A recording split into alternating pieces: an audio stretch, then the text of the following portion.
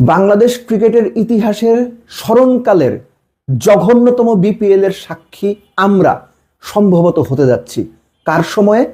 বাংলাদেশ ক্রিকেটের প্রেমে পড়ে যাওয়া বোর্ড সভাপতি আমিনুল ইসলাম বুলবুলের হাত ধরে। বাংলাদেশের টেস্ট ক্রিকেটের প্রথম সেঞ্চুরিয়ান ছিলেন আমিনুল ইসলাম বুলবুল।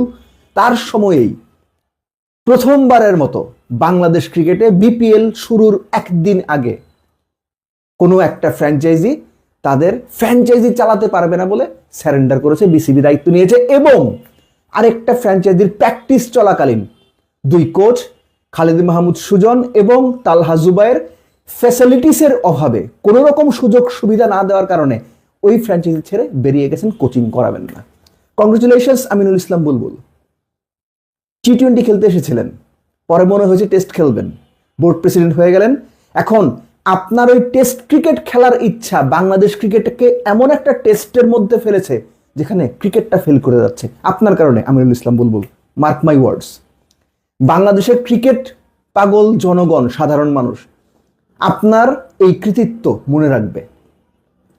খেয়াল করে দেখেন, আপনারা এরই মধ্যে গণমাধ্যমে হয়তো জেনেছেন, আমি বলে নিচ্ছি যে আমি অনেক দিনই আলোচনা করিনি, অনেক কিছু থেকেই দূরে ছিলাম। কেন দূরে ছিলাম?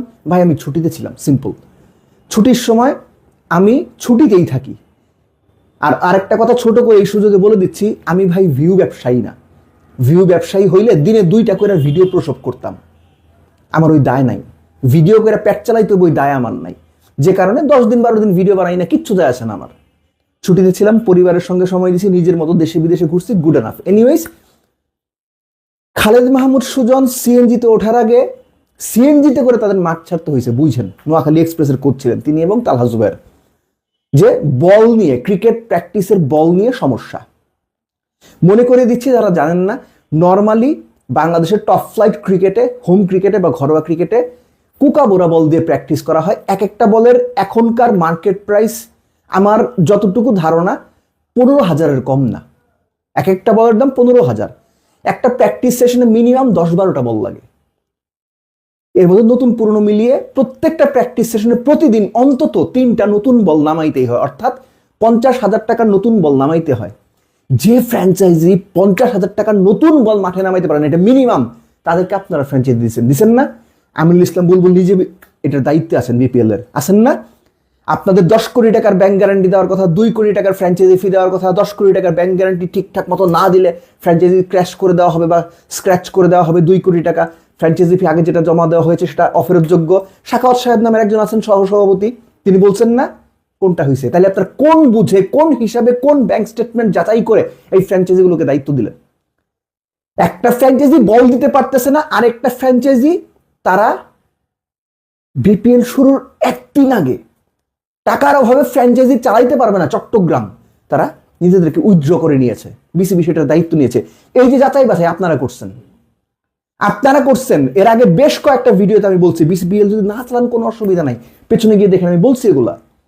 কিন্তু চালাইতে গিয়া নাকে মুখে খত দিয়ে না, থুতু ফেলে ছুতু চেটে খাইতে যেন না হয়। আপনাদের এখন সেই থুতু চেটে খাইতে হচ্ছে। This is ridiculous. এবং এই যে আলোচনাটা আমি করছি, এই আলোচনাটা কোনো প্লিজেন্ট আলোচনা না। খালেদ মাহমুদ সুজন, তালহা জুবায়ের সিএনজিতে মাঠ ছাড়ছেন, মাঠ ছাড়ার আগে গণমাধ্যমে বলে যাচ্ছেন কোনো কিছুর কোনো ফ্যাসিলিটিস নাই। সেখানে আরেকজন হয়তো ওই ফ্র্যাঞ্চাইজির দায়িত্বশীলকেও তিনি বলছেন 2-1 দিনের মধ্যে সব ফিক্স হয়ে যাবে। এটা আমার কাছে খুব সিগনিফিকেন্ট। একটা ফ্র্যাঞ্চাইজি টুর্নামেন্ট শুরুর একদিন আগে কোচ যখন তাদের কাছ থেকে চলে যাচ্ছে, তখন তারা কোচদের বলছে 2-1 দিনের মধ্যে সব ঠিক হয়ে যাবে। ভাই আপনারা 2-1 দিনকে 2 মাসও ঠিক করতে পারবেন না। পাড়ার লিগ নাকি মহল্লার লিগ? বাংলাদেশ ক্রিকেটারে এই অবস্থায় কারা আনছে এই গত 6 মাস 8 মাসে? আমিনুল ইসলাম বুলবুলরা, নাজমুল আবেদিন ফাহিমরা, শাখাওয়াত হোসেনরা, এই বোর্ডে যারা যারা আছে তারা। এরা বাংলাদেশ ক্রিকেট হিস্ট্রির ইতিহাসে দুর্বলতম, জঘন্যতম এবং সবচাইতে অদক্ষ ক্রিকেট বোর্ড সদস্য। এই লজ্জা বাংলাদেশ ক্রিকেটকে পৃথিবীর বুকে ক্রিকেট প্লেইং কান্ট্রিগুলোর কাছে মাথা হেট তো আগেই করেছে, এটা আরো খারাপ জায়গায় নিয়ে যাবে। লোকজন বাংলাদেশ ক্রিকেট নিয়ে হাসাহাসি করবে।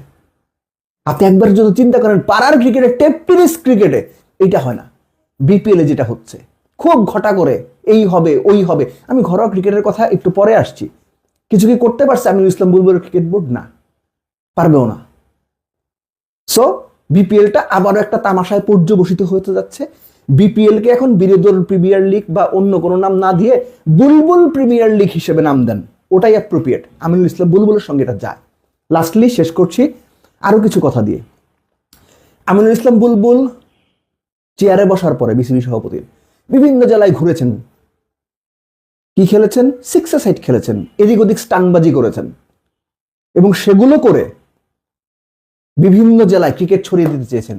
আপনার জানা মতে কয়টা জেলায় বাংলাদেশে ক্রিকেট লিগ হয়েছে আমিনুল ইসলাম বুলবুল বিসিবি চেয়ারে বসার পরে? একটু খোঁজ নিয়েন, আপনার নিজের জেলায় খোঁজ দেন আপনি। নাম্বার 2, এই যে ঢাকার বিভিন্ন ক্লাবগুলোর সঙ্গে সম্পর্কর অবনতি, ফার্স্ট ডিভিশনে অলরেডি 8টা ক্লাব খেলছে না, তারা এই সমস্যাগুলো সমাধান করতে পেরেছে? পারেনি। কেন পারেনি? তারা ক্রিকেট সংগঠক না বলেই পারেনি, অযোগ্যতার কারণে পারেনি।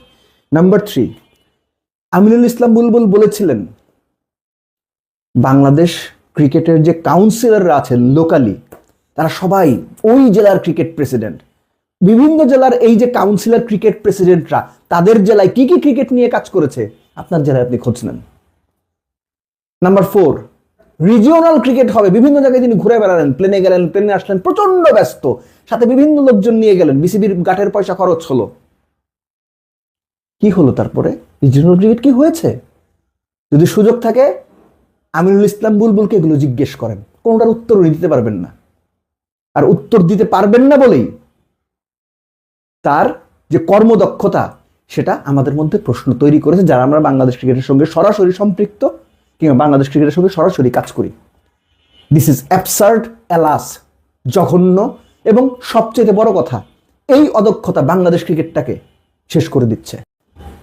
বাংলাদেশ ক্রিকেটের ইতিহাসের স্মরণকালের জঘন্যতম বিপিএল এর সাক্ষী আমরা সম্ভবত হতে যাচ্ছি। কার সময়ে? বাংলাদেশ ক্রিকেটের প্রেমে পড়ে যাওয়া বোর্ড সভাপতি আমিনুল ইসলাম বুলবুলের হাত ধরে। বাংলাদেশের টেস্ট ক্রিকেটের প্রথম সেঞ্চুরিয়ান ছিলেন আমিনুল ইসলাম বুলবুল। তার সময়েই প্রথমবারের মতো বাংলাদেশ ক্রিকেটে বিপিএল শুরুর একদিন আগে কোনো একটা ফ্র্যাঞ্চাইজি তাদের ফ্র্যাঞ্চাইজি চালাতে পারবে না বলে স্যারেন্ডার করেছে, বিসিবি দায়িত্ব নিয়েছে। এবং আরেকটা ফ্র্যাঞ্চাইজির প্র্যাকটিস চলাকালীন 2 কোচ খালিদ মাহমুদ সুজন এবং তালহা জুবায়ের ফ্যাসিলিটিসের অভাবে, কোনো রকম সুযোগ সুবিধা না দেওয়ার কারণে ওই ফ্র্যাঞ্চাইজি ছেড়ে বেরিয়ে গেছেন, কোচিং করাবেন না।